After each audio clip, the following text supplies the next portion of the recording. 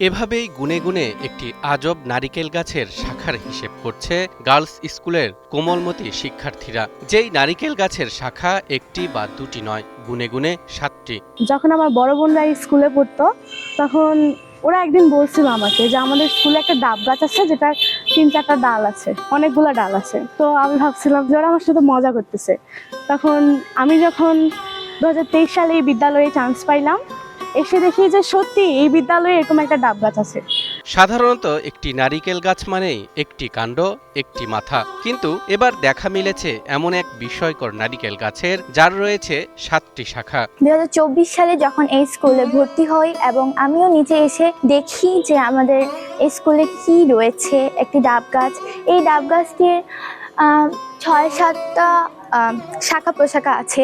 নারিকেল গাছটির উপরের দিকে তাকালে মনে হবে কয়েকটি গাছ একসঙ্গে দাঁড়িয়ে আছে, কিন্তু নিচের দিকে তাকালেই দেখা যাবে এই নারিকেল গাছটির গোড়া মাত্র একটি। তবে মাটি থেকে প্রায় 18 থেকে 20 ফুট উপরে উঠে গাছের মূল কাণ্ডটি 2 ভাগে বিভক্ত হয়েছে। এরপর ধীরে ধীরে সেই 2টি শাখা থেকে মোট 9টি প্রশাখা সৃষ্টি হলেও বর্তমানে টিকে আছে 7টি শাখা। ঐতিহ্যবাহী ডাব গাছ।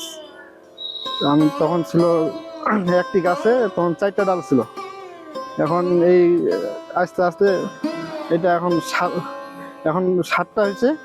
পরে আরেকটা ডালে 2টা হয়েছিল, ওই 2টা নষ্ট হয়েছে। এখন মোট 7টা। গাছটির অবস্থান ঠাকুরগাঁওয়ের পীরগঞ্জ উপজেলার বণিক সরকারি বালিকা উচ্চ বিদ্যালয় প্রাঙ্গণে। জানা যায় প্রায় 40 বছর আগে বিদ্যালয়ের তৎকালীন প্রধান শিক্ষক ইদ্রিস আলী গাছটি রোপণ করেছিলেন। শুরুতে এটি ছিল সম্পূর্ণ স্বাভাবিক একটি নারিকেল গাছ, কিন্তু সময়ের সঙ্গে সঙ্গে জন্ম নিতে থাকে নতুন নতুন শাখা, যা এখন এলাকা জুড়ে কৌতূহলের বিষয় হয়ে দাঁড়িয়েছে। ঠাকুরগাঁও জেলার মধ্যে যেমন একটি ঐতিহ্যবাহী প্রতিষ্ঠান, ঠিক এই ঐতিহ্যবাহী প্রতিষ্ঠানের মধ্যে আমাদের এই নারকেল গাছটি খুবই একটি আশ্চর্যের গাছ।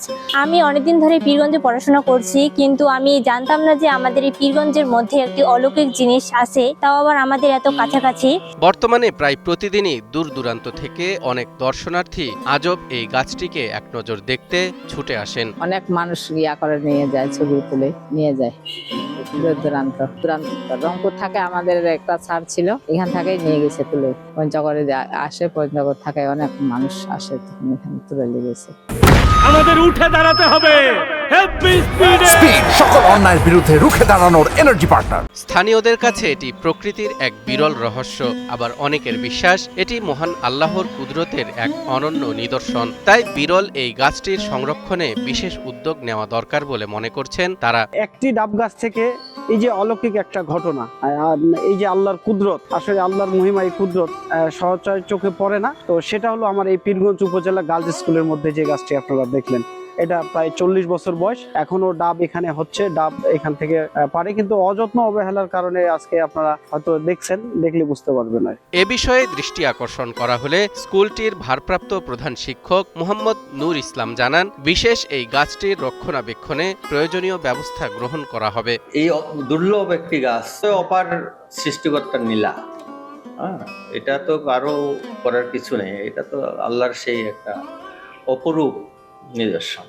এই গাছটি রক্ষণাবেক্ষণের জন্য কি করা যায় সেটি আমি নিয়ে ভাবছি, এবং আশা করি আগামী দিনে এই গাছটিকে রক্ষণাবেক্ষণের জন্য প্রয়োজনীয় ব্যবস্থা গ্রহণ করব। প্রকৃতির বুকে কত রহস্য যে লুকিয়ে আছে তারই এক জীবন্ত উদাহরণ এই 7 শাখার নারিকেল গাছ। বিস্ময় জাগানো এই গাছটি শুধু পীরগঞ্জের নয়, পুরো ঠাকুরগাঁওয়ের একটি অনন্য আকর্ষণ হয়ে আছে।